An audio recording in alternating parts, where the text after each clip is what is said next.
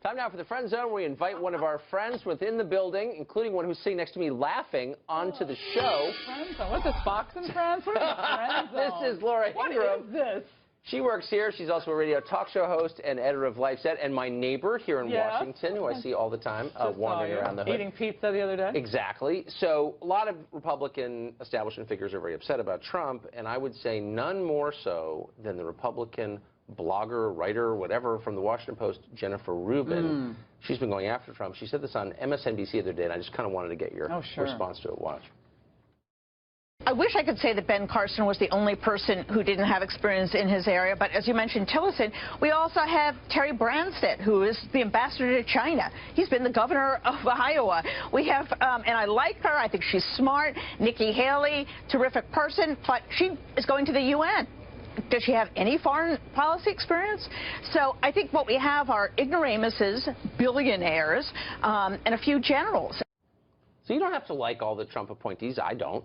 But there's a hostility there that you recognize from other Republicans in D.C. What's that about? She's the same type of person, bless her heart, who will say that anyone who's for enforcing our border is anti-immigrant. Right. Or anyone who's for examining trade deals where the American worker gets hammered is anti-trade. This is the facile construction of the establishment that just got drubbed in this election. And so, let's see, Wilbur Ross, one of the most successful investors in the world. Right. Steel and coal, he finds dying industries and revives them.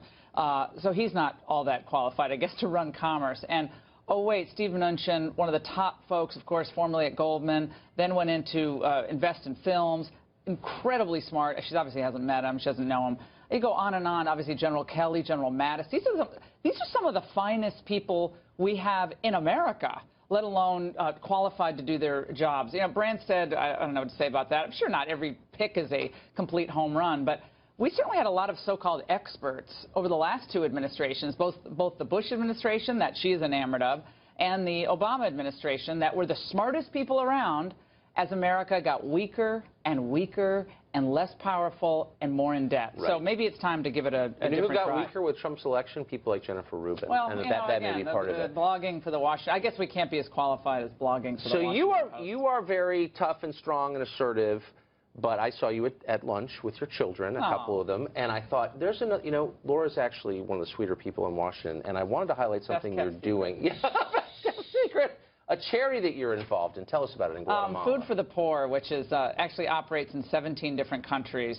They are phenomenal. 95% of all the money they get a lot of small contributions, some bigger contributions as well, but goes right to services that help the poor, not just handing out food and water, but also self-sustainability. So people in areas where they really haven't gotten the benefit of a free market, they really haven't gotten the benefit, oftentimes, of a non-corrupt government, actually helps these people help themselves. It's amazing. And why I know about it is because I went to one of their countries, Guatemala, which is near and dear to my heart, because, of course, my daughter Maria, who's 11, is from Guatemala.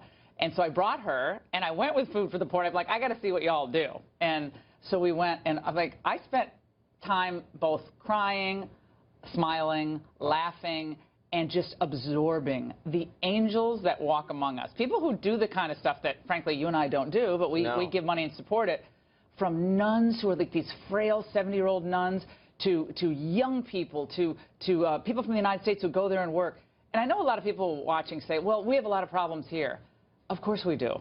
But sometimes the least among us actually aren't in our own backyard. Sometimes they're in other countries. And last time I checked, the Bible doesn't discriminate between people in your own country and people in other countries. True. So we're going to put this on our Facebook page. Foodforthepoor.com. Foodforthepoor.com. And you endorse it. Phenomenal group across the board. And the people who run it, it's very faith-based. Yes. But they work with people from all different types of NGOs. And, I mean, you know, you meet people and they just emanate goodness. Yes.